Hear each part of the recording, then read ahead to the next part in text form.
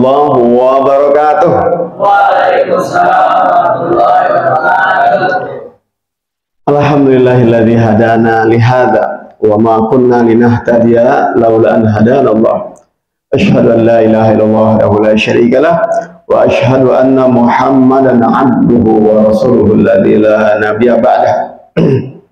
Wa ba'du. Qala ta'ala fi kitabihil karim wa billahi minasyaitonir rajim. Innahum fityatun amanu bi rabbihim wa zidnahum huda wa rabatna ala qulubihim idh qamu faqalu rabbuna rabbus samawati wal ard ila akhir ayat.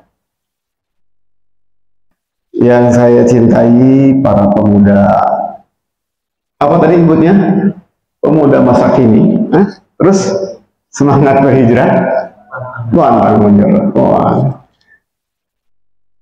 pemuda hijrah, ya, bahagia sekali bisa bertemu dengan pemuda-pemuda yang insya Allah dibanggakan para malaikat di langit sana. Bahkan satu keyakinan yang harus tertanam yang diinformasikan oleh Rasulullah Shallallahu Alaihi Wasallam, tidaklah manusia berkumpul di bumi Allah. Nah, seperti sekarang kita ini di rumah Allah bahkan, lalu kemudian mereka membaca ayat-ayat Allah. Wa yatadarasuna fima bainahum. Mereka kaji ayat-ayat Allah itu di tengah-tengah mereka. Jadi insya Allah kita lakukan ini. Bahkan kalian pasti melakukannya tiap pekan, ya kan? Mungkin malah tiap hari, ya, di kelas, gitu. Kecuali akan turun kepada mereka malaikat-malaikat, hafat alaihimul malaika. Ini hadisnya sahih. Jadi kita dibersamai para malaikat, pemuda yang senantiasa dibersamai para malaikat. Kemudian bukan hanya malaikat yang bangga datang, ya tentu karena perintah Allah Subhanahu wa Ta'ala, tapi juga diberikan apresiasi besar oleh Allah. Apa kata Allah? Wa nazalat alaihim rahmah, turun rahmat Allah kepada mereka. Ya, hanya itu tidak. Sampai kata Allah, kata Rasul, wa ghasyiyathumus sakinah. Mereka dipenuhi, hati mereka dilumuri, ya, as-sakinah, ketenangan. Ya. Jadi anti galau nih kalau pemuda sering ngaji. Ini wajah-wajahnya wajah-wajah galau nih harus hilang sekarang. Ya, wa ghasyiyathumus sakinah. Nah, yang absen ini bukan bapak-bapak guru doang nih, ya, ada para asatidz kita yang kita hormati, ya, Pak Kepala Sekolah juga tadi ada. Ya. Di absen kepala sekolah aja kita sudah bangga. Ini di absennya oleh Allah. Wa dzakarahumullahu fi man indah. Allah umumkan di hadapan para malaikat di langit sana. Ya, bangga sekali kita disebutin oleh Allah namanya satu-satu. Ya, untuk kemudian dicatat oleh Allah Subhanahu wa Ta'ala sebagai orang yang berhak untuk mendapatkan surganya. Ya, ini mudah sekali sebetulnya ya, kita untuk mendapatkan surga Allah Subhanahu wa Ta'ala ini. Namun perlu saya sampaikan bahwa dikala ada malaikat yang berbangga, Allah yang mengapresiasi, pada saat yang sama, ya, ada iblis yang mengerahkan pasukannya, ya, dia sampaikan kepada pasukannya, wastafziz man istata'ta minhum bisautik. Wastafziz, ya, sesatkan bisautika dengan suaramu. Yaitu perintah apa? Perintah Allah kepada iblis. Tapi maksudnya adalah Allah memberikan informasi kepada kita. Ini ada strategi iblis yang juga kemudian dieksekusi oleh anak buahnya untuk menghancurkan orang-orang yang berada di taman-taman surga. Orang yang sedang mencoba memahami ayat-ayat Quran. Ya, bisautika, dengan bisikan-bisikan. Sehingga banyak orang yang berkumpul, ya, dengerin ceramah, ngikutin nasihat, tetapi bahasa orang dulu apa? Telinga kekenceng, masuk telinga kanan, keluar telinga ini, nggak ada yang nyangkut, nggak ada bekasnya. Kenapa? Karena ada iblis yang yuwaswisu fi sudurin nas. Gitu. Nah, teman-teman rahimakumullah, ini kita bicara gaib nih, kegaiban, dan ini berlaku bukan hanya pengajian sekarang. Ya, kalian ikut apa namanya, mentoring, pelajaran TAI, gitu. Mungkin tablik akbar apa lagi. Ya. Jadi ada upaya, gitu. Allah Subhanahu wa Ta'ala juga menceritakan, ini setan manusia nih. Ya. Apabila Muhammad sedang membacakan ayat-ayat Quran pada masyarakatnya, mereka masyarakat orang Arab itu membuat kegaduhan, ya, membuat kegaduhan. Mereka berada di samping apa namanya, halakohnya Rasul, bikin kegaduhan, bikin rame-rame, bikin musik, gitu. Ya. Yang kedua, begitu mereka keluar dari Rasul, ya, begitu mereka keluar dari Rasul, masa orang-orang apa namanya, orang-orang Arab itu mendatangi apa yang tadi yang dibilangin Muhammad. In huwa illa asatirul awalin. Itu cuma cerita, rangkaian cerita-cerita yang diceritain orang dulu, gitu kan? Dibuat ragu, gitu kan? Bahkan lebih dari itu, bikin isu bahwa Muhammad itu sahir, Muhammad itu kadzab, ya, Muhammad itu majnun, ya, orang lagi gila. Gitu. Untuk apa? Jazakallah. Untuk menghilangkan apa yang sudah masuk di kepalanya. Gitu. Ini upaya-upaya. Supaya apa? Supaya pengajian yang diikuti tidak ada bekasnya. Gitu. Ya. Ini teman-teman Allah. Ini kiat pengajian ini sebelum kita masuk kepada materi. Ya. Saya ulangi lagi. Saat kita ngaji seperti ini, ya, ada faktor Allah yang mengutus para malaikat. Allah mengapresiasi dengan rahmat, dengan sakinah. Ya, ada malaikat yang sedang bersama kita. Tapi pada saat yang bersamaan, iblis mengutus pasukannya. Ya, ngapain? Alladzi yuwaswisu fi sudurin nas, bisikin. Ya, ada faktor apa? Faktor setan. Setannya bisa berbentuk minal jinnati wan nas, bisa berbentuk jin, bisa berbentuk manusia. Ya. Manusia bisa menggunakan alat HP, ya, lagi ngaji, di telepon, di WA, akhirnya konsentrasi baca HP, ya, fokusnya hilang, gitu kan, gitu. Ya, seperti itu. Nah, itu faktor. Nah, sekarang faktor kitanya nih, bagaimana dengan faktor kita supaya kita tidak tergoda oleh setan, supaya rahmat Allah turun, hati kita mendapatkan sakinah. Ya, kata Allah Subhanahu wa Ta'ala, inna fi dzalika ladzikra liman kana lahu qalbun aw alqas sam'a wa huwa syahid. Dibantu Pak Ipan, surat apa? Qaf, kalau nggak salah surat Qaf, ayatnya lupa saya. Teman-teman biar mau buka ayatnya. Kalau nggak salah surat Qaf. Inna fi dzalika ladzikra. Sesungguhnya dalam ayat-ayat Quran itu ladzikra, ada pelajaran. Siapa yang akan dapat pelajaran pada saat ayat-ayat Quran dibacakan dan dijelaskan? Liman kana lahu qalbun, bagi mereka yang punya qalb. Kita punya semua kan? Coba, punya semua kan? Nah, masalahnya bukan masalah sekedar punya, tapi qalbunnya dibawa apa enggak? Loh, emang disimpan di mana? Kan kita bawa. Qalbun itu bukan jantung ini. Liman kana lahu qalbun, bagi orang yang hatinya difungsikan. Apa difungsikan? Lahum qulubun la yafqahuna biha.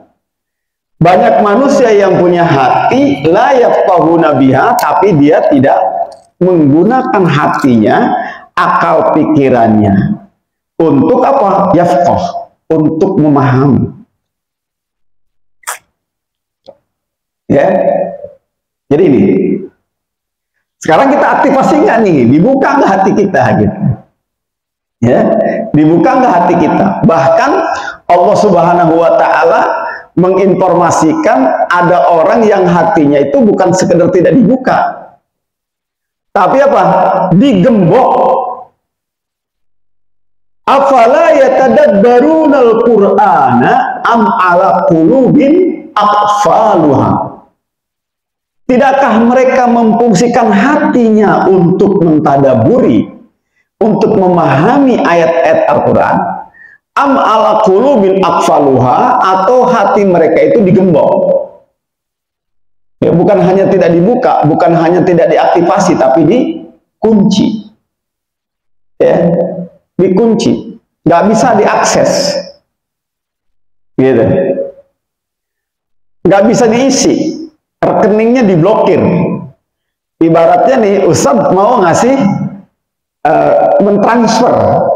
mentransfer ilmu, knowledge, ya, mentransfer rasa, mentransfer ruh, semangat, gitu. Tapi rekeningnya yang mau ditransfer diblokir, nggak dibuka, ya nggak bisa masuk. Gitu. Liman kana lahu qalb, makanya harus ada qalbun yang yafqah, yang siap menerima. Au alqasam'a. Nah, yang kedua syaratnya apa? Hatinya dibawa, siap paham. Au alqasam'a. Apa? Telinganya dengerin. Mau nggak mau, ya nggak mungkin masuk kalau telinganya nggak dengerin. Kemudian yang ketiga apa? Wa huwa syahid, matanya ikut menyaksikan. Kalau matanya merem, diperem-peremin udah, ya lewat itu, gitu kan? Pemahaman kita jadi berkurang, bahkan mungkin tidak dapat pemahaman. Oke, jadi paham ya? Nah, jadi faktor kita mabit ini ada hasilnya atau tidak? Ya, apakah kita betul-betul tertanam menjadi pemuda yang hijrah, pemuda yang pantang menyerah, ya, pemuda yang penuh berkah sehingga dirindukan surga Allah Subhanahu Wa Taala. Baik, teman-teman, ada beberapa ayat yang ingin Ustadz angkat, ya. Tapi yang paling menarik, ya, ingin Ustadz angkat ini kisah Fatan, kisah pemuda, yang pemuda ini dikisahkan cukup fenomenal. Saking fenomenalnya, dulu zaman Ustadz di pesantren itu ingin sekali punya ilmu seperti pemuda ini. Kalian juga kayaknya kepengen nih. Apa ilmunya? Dibakar nggak mempan. Nggak mempan dibakar, ya. Pemuda itu Fatan yuqalu lahu Ibrahim, pemuda yang disebut-sebut namanya adalah Ibrahim. Dalam surat Al-Anbiya Allah menceritakan pemuda yang bernama Ibrahim ini. Bisa kalian buka dari mulai ayat 51 sampai ayat 70. Pemuda yang bernama Ibrahim.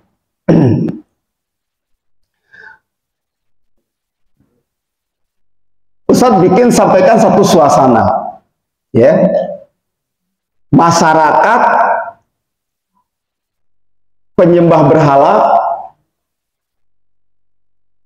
secara spiritual, tapi secara kehidupan sosial masyarakat yang dikendalikan dan patuh tunduk kepada Namrud, ya, raja saat itu,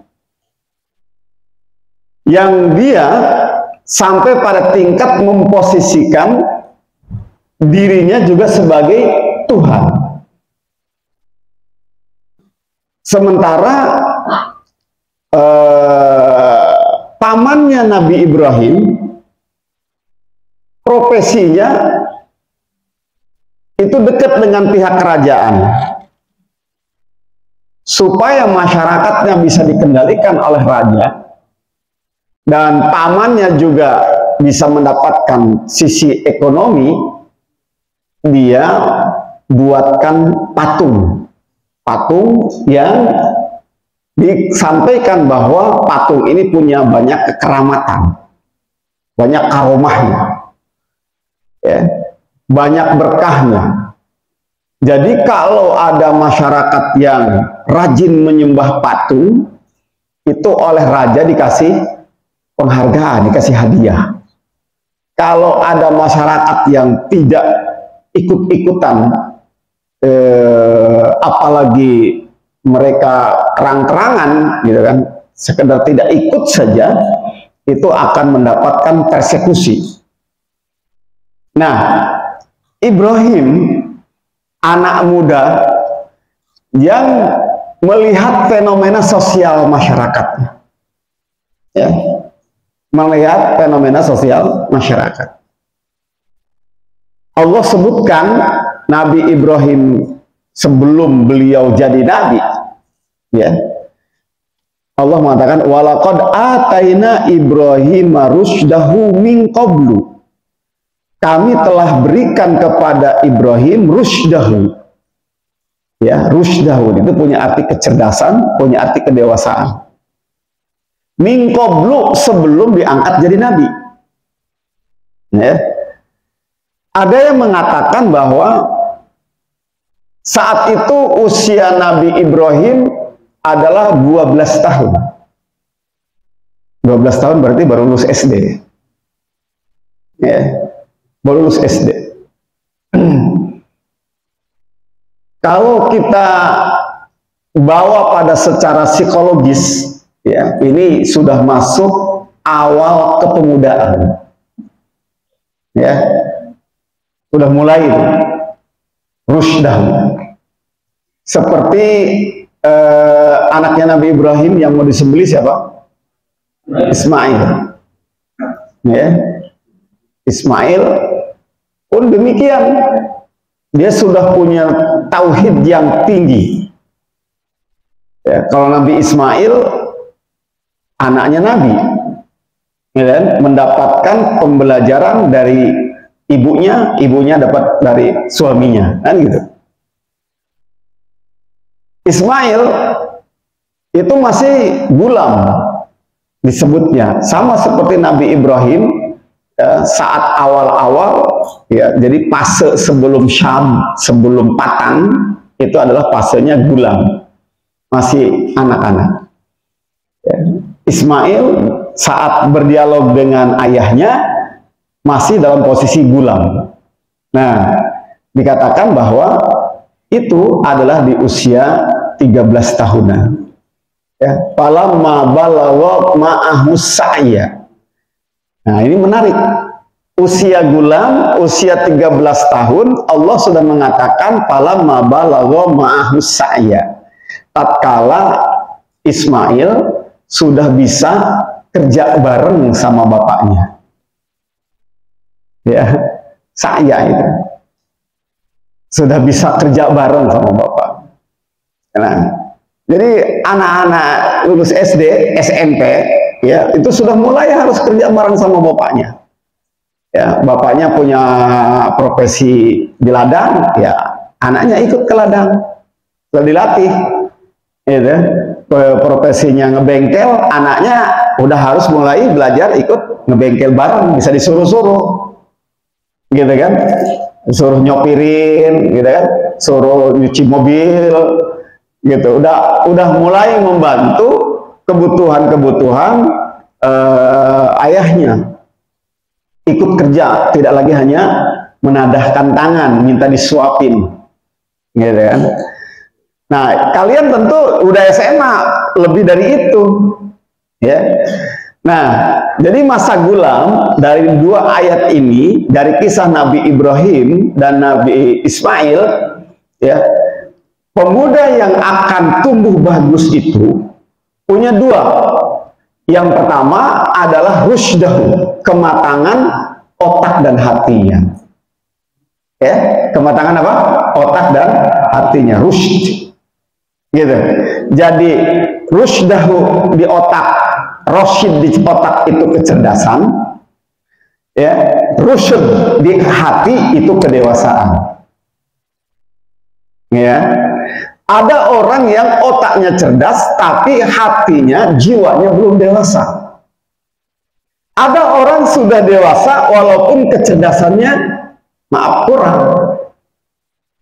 Yang ideal adalah rusydahu di otaknya, rusydahu di hatinya. Di dalam pendidikan kita, itu ada apa?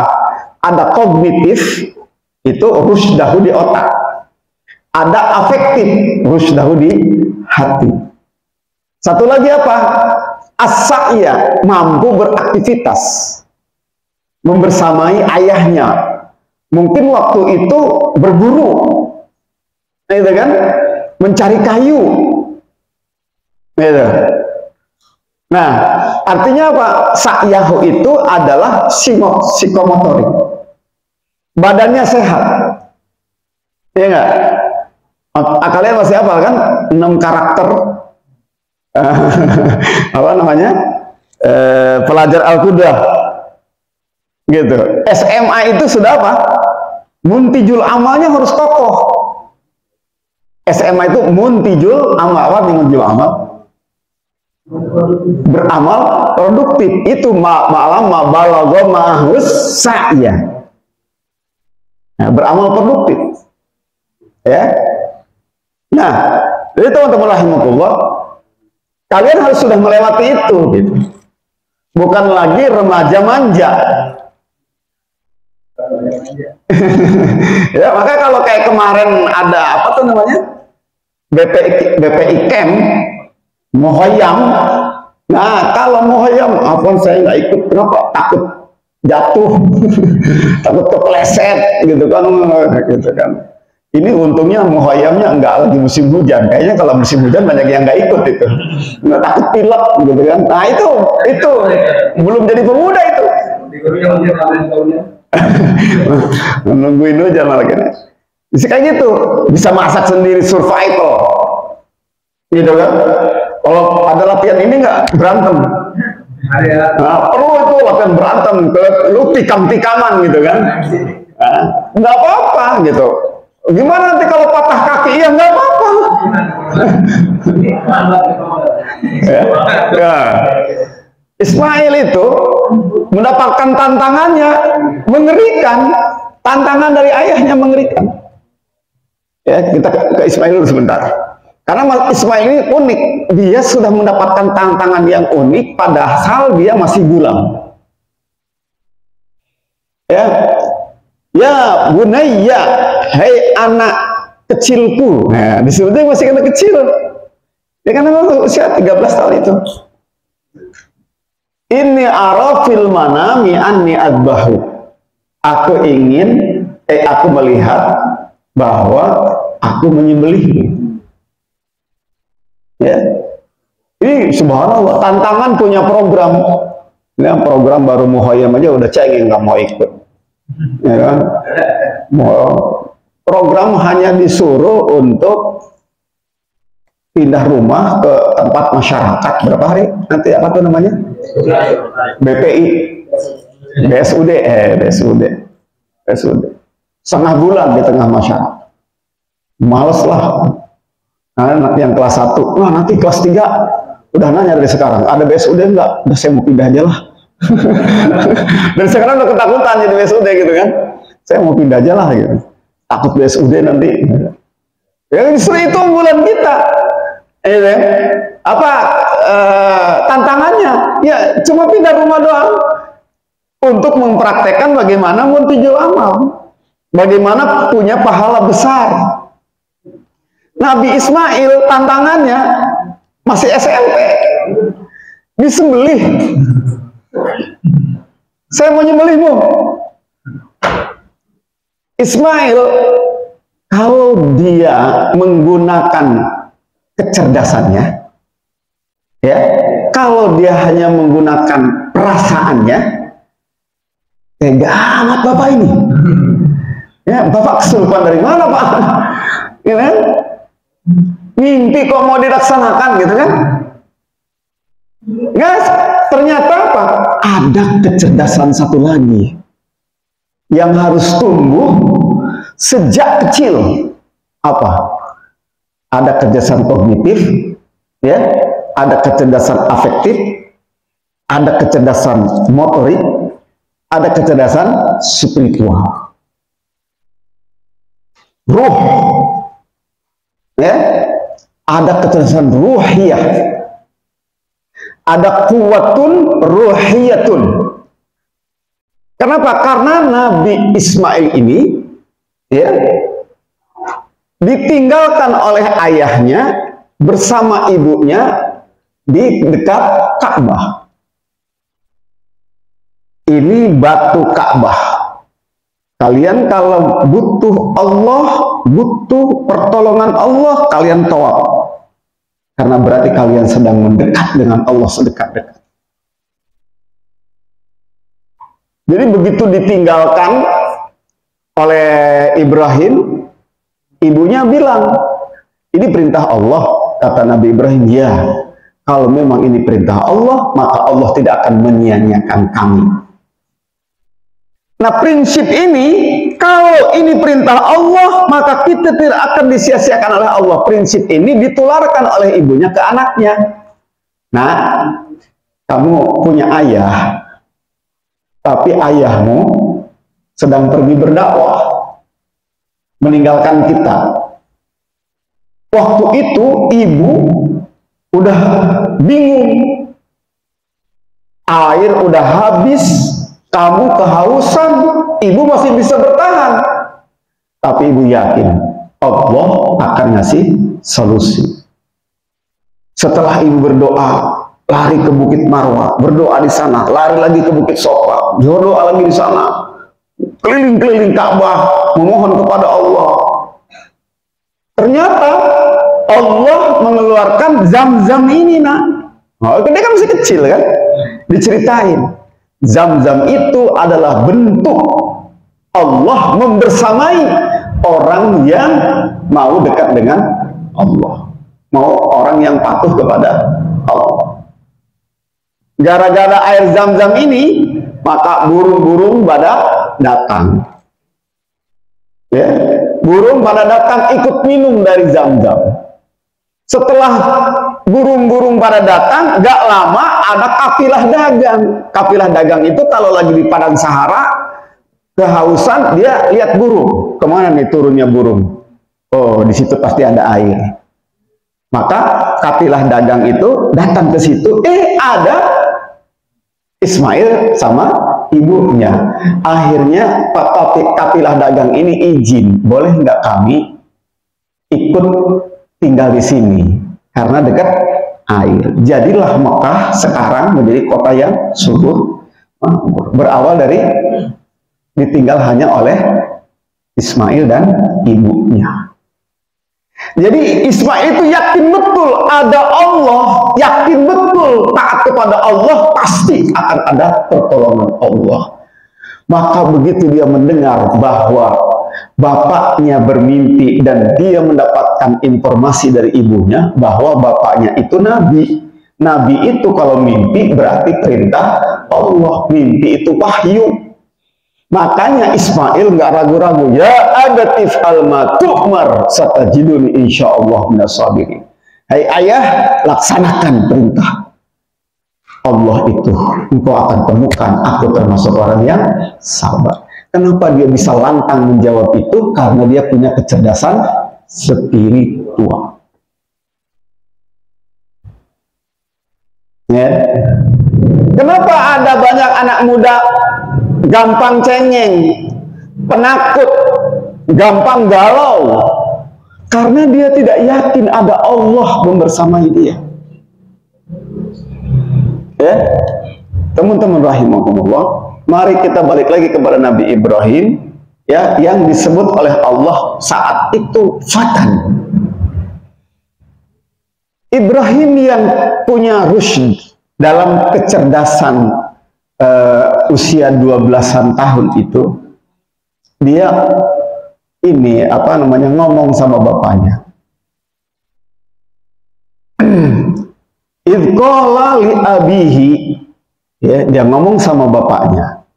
Dalam tafsirnya itu betulnya bukan hanya bapaknya, tapi mamangnya. Mamang juga disebut bapak, karena bapak gede. Ya. Wa qaumihi, dan kaumnya yang bisa ia temui.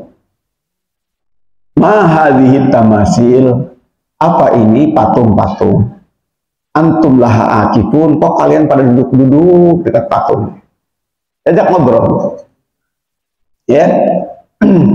Nah, teman-teman rahimahullah, sebelum peristiwa yang kemudian Allah ceritakan di ayat ini sampai selanjutnya, yang Nabi Ibrahim ini dia melanglang buana, memikirkan, ya, bahwa kenapa nih orang-orang kok nyembah patung gitu. Patung nggak masuk akal untuk disembah-sembah. Kalau kalian ini, kalau orang butuh pertolongan, kenapa nggak minta tolong sama yang buat patung aja? Ya kan? Minta tolong sama patung. Orang patungnya aja nggak dengerin ucapan kita. Mau minta makan sama patung, lah patungnya aja nggak makan. Ya, mendingan minta makan, minta tolong sama yang membuat patung. Nah, yang membuat patung siapa? Pamannya. Makanya kata Ibrahim kepada pamannya, inni wajadtuka wa qaumaka fi dhalalin mubin. Aku nih punya kesimpulan, engkau dan masyarakat ada dalam kesesatan. Nah, teman-teman coba bayangkan ya, dia sudah punya rusyd, kecerdasan kecerdasan intelektualnya, ya. Dia mulai mengadakan dialog dengan ayahnya. Nah, ini namanya anak yang sudah punya kecerdasan sosial. Ya, dia punya perhatian kepada kehidupan sosial masyarakatnya. Gitu. Ini gimana nih gitu? Pak, gimana sih Pak ya? Kenapa ini? Nah, kalian harus sudah mulai juga kritik itu kepada kehidupan sosialnya. Kenapa sih ini kayak gini gitu? Ngapain sih kayak gini gitu? Gitu kan? Sekarang udah di TikTok segala macam kan itu kritik sosial tengah masyarakat. Kayak gimana ada fenomena kayak gini nih, kenapa gitu. Itu namanya kecerdasan sosial. Dia mulai menggunakan akalnya. Ya. Ini sesat ini umat ini. Kata ayahnya di dalam tidak dalam Quran ya, dalam kata ayahnya, udah kamu jangan banyak ngomong. Ya. Ini menguntungkan kita. Semakin banyak orang yang nyembah patung, maka semakin kekayaan kita semakin nambah. Gitu kan? Orang miskin beli patungnya yang terbuat dari kayu. Orang kaya kita jual patung dari besi, dari perak, dari emas, gitu.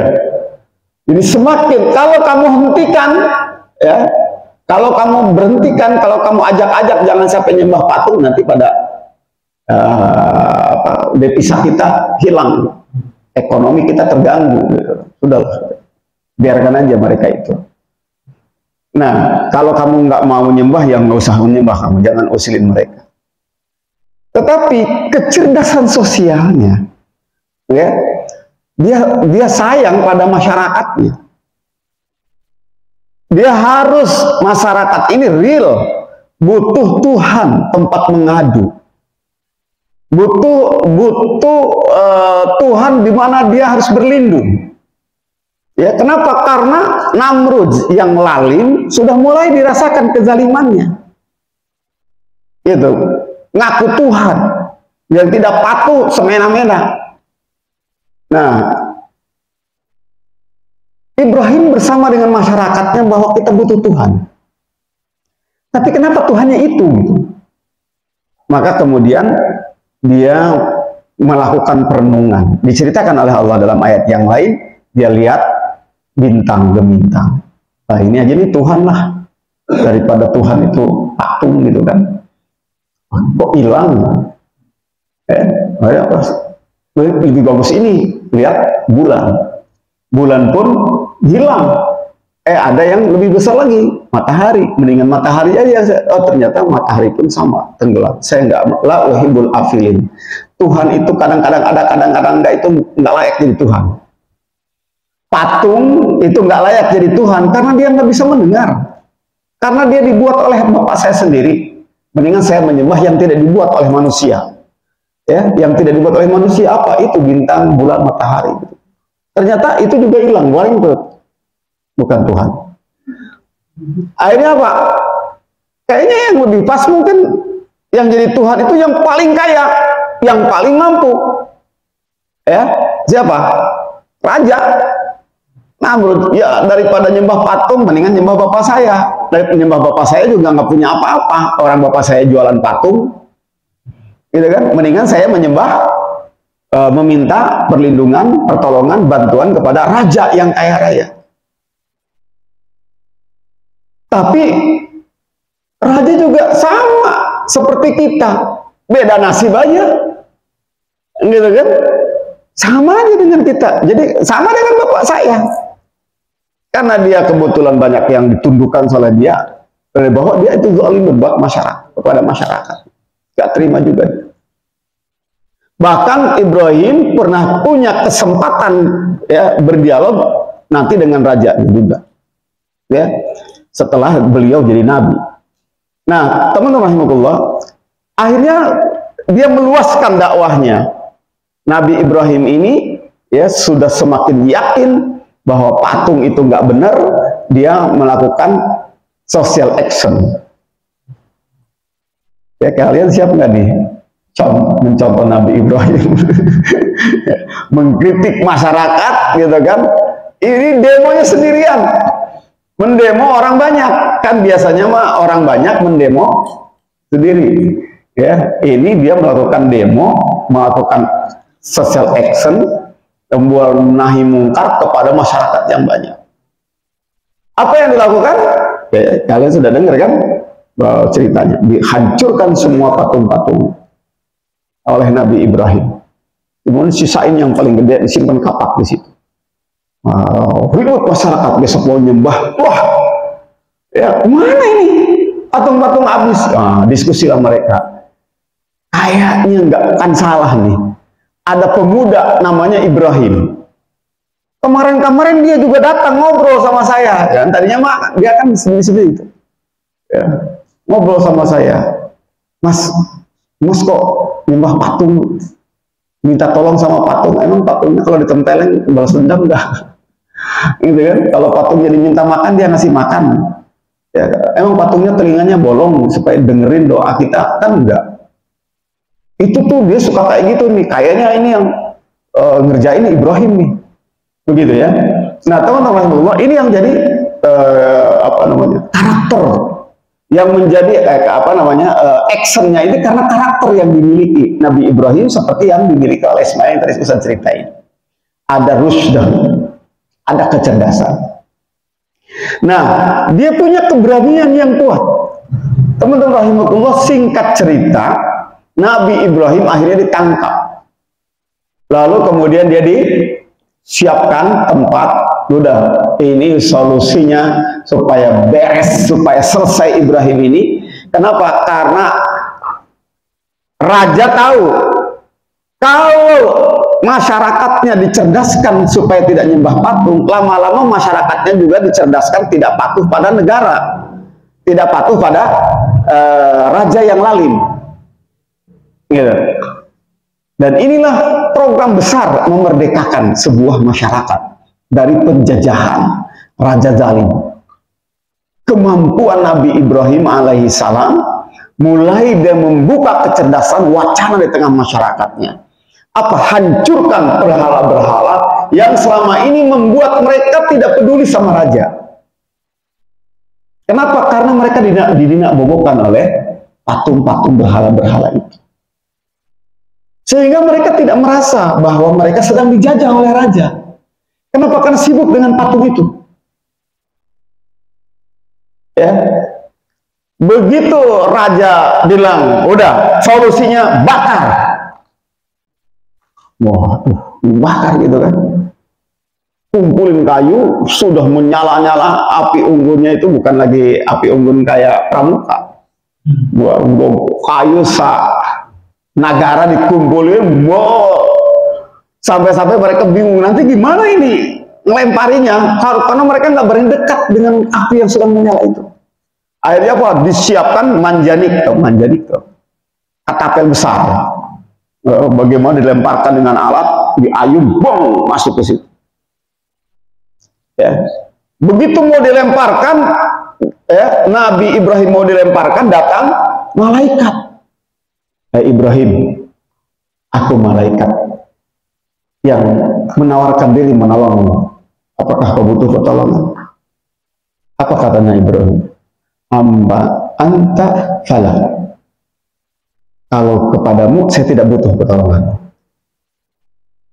Ya, karena saya yakin Allah yang menciptakan api itu yang menolong saya. Allah yang menciptakan api itu yang nolong saya. Wah, ini kecerdasan spiritual yang tingkat tinggi. Hasbiyallahu wa ni'mal wakil. Cukup. Allah yang nolong. Ya. Ini banyak nih anak-anak muda yang lupa minta tolong sama Allah. Padahal setiap waktu iyyaka na'budu wa iyyaka nasta'in, minta tolong. Ya. Ustaz pernah nemuin anak muda yang dia minta tolong sama setan. Punya ilmu kanuragan, pergi ke dukun karena apa? Karena ingin melet perempuan. Ingin punya pacar, kalah saing. Dia datang ke dukun.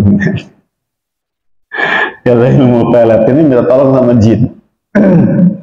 Nah, teman-teman, jadi siapa dari Nabi Ibrahim, karena dia bilang kepada malaikat, saya butuh pertolongan Allah saja. Dan Allah memperlihatkan bukan hanya kepada Nabi Ibrahim, tapi pada umatnya.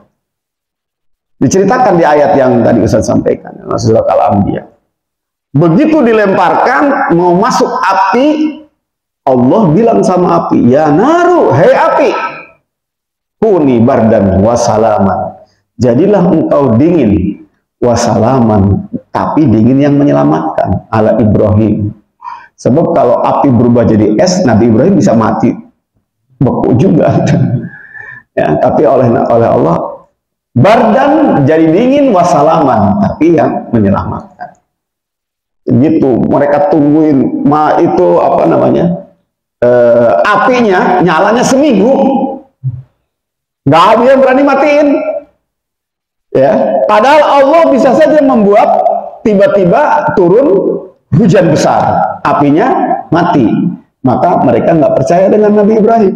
Oh, itu Nabi Ibrahim terselamatkan oleh alam, ya kan? Terselamatkan oleh alam. Jadi nggak mati 1 minggu nyala terus, udah gosong itu, nggak akan ketemu kepalanya juga, udah jadi debu Ibrahim. Ya, mereka ngelihat langsung Nabi Ibrahim itu masuk ke dalam api. Mereka tungguin. Begitu apinya sudah mati, Ibrahim seger buger. Bahkan dia habis makan buah-buahan, dirangsang oleh malaikat selama 1 minggu dalam api. Begitu. Nabi Ibrahim waktu mau dilempar itu kan mau ditolongin malaikat. Rencananya malaikat itu nolongin, begitu dilemparkan saya mau kabur. Langsung pergi ke tempat lain. Nanti orang bilang Ibrahim ketolong alam. Kenapa? Kebawa angin. Ya.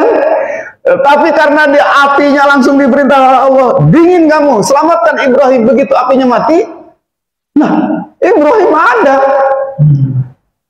Kata Nabi Ibrahim yang menciptakan api, bilang pada api, jadilah kamu dingin, selamatkan Ibrahim. Dia adalah Tuhanku. Tuhanmu hebat amat, ya udah kami juga ikut. Nah, maka masyarakat banyak yang masuk Islam. Inilah pemuda yang diceritakan Quran dari sekian banyak pemuda.